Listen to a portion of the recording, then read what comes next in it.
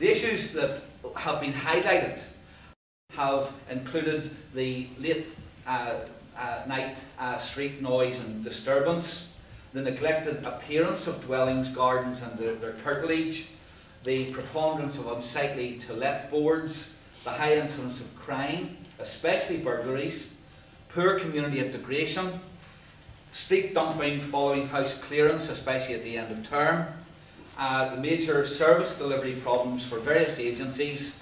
And I would stress on this that Belfast is not unique in this aspect.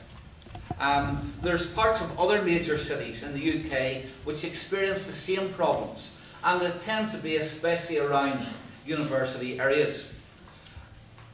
I don't want to suggest that students are solely the cause of this problem. It tends to be a feature of areas where there's a high concentration of single people who seek affordable shared housing. It's a very group by its nature. It tends to be more transient, and they don't have a long-term stake in the local area, and sometimes their lifestyles can conflict with that of other local residents. As I've said, the problem is most acute in South Belfast, particularly around the Holy Land. However, there's also signs that it's emerging in other parts of the city. And the issues can't be resolved, and I think I've got to emphasise this.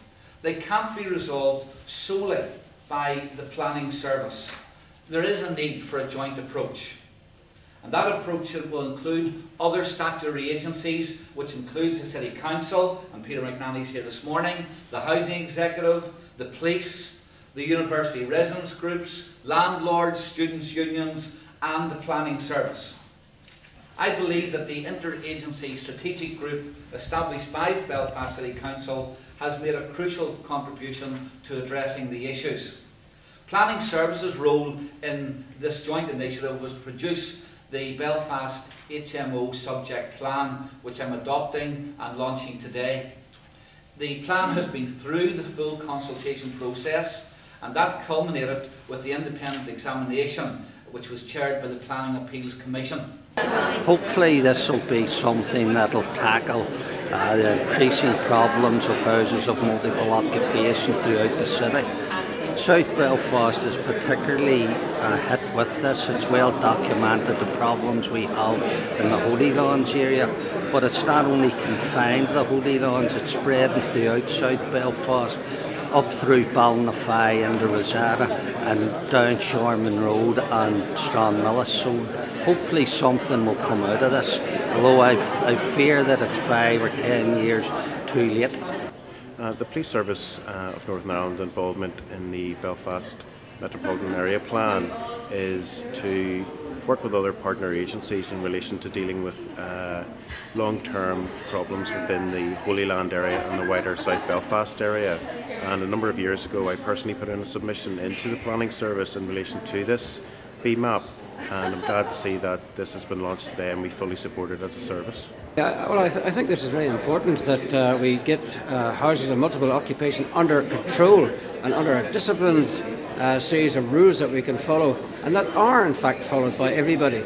In the past we have suffered in various parts of Belfast very badly because of the total random nature of the houses being built and converted. Random to the extent that the ordinary people who live in the street don't know what's happening, and then they're eventually squeezed out of the area. So we've got to make sure that we do it a lot better in the future and have a proper series of rules that guide the developers and also that are imposed and enforced thereafter.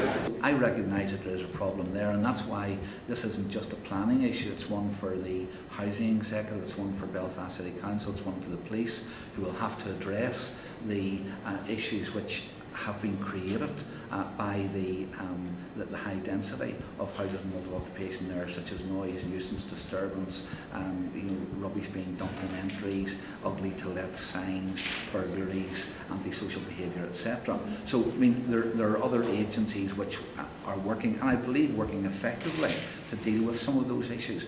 What this policy is seeking to do is to ensure that the mistakes of the past are not repeated in the future, and that there can be no further intensification of HMO use in the areas which have already been affected. Well, a very positive meeting, a very positive presentation. I liked a lot of the ideas that were presented. The fact that there's now an instant cap of 30% of HMOs is super news for the Holy Land. The downside might be, is there a get-out clause? So instead of making an HMO, you can make it into a block of maybe 9 apartments. So that'll have to be looked at.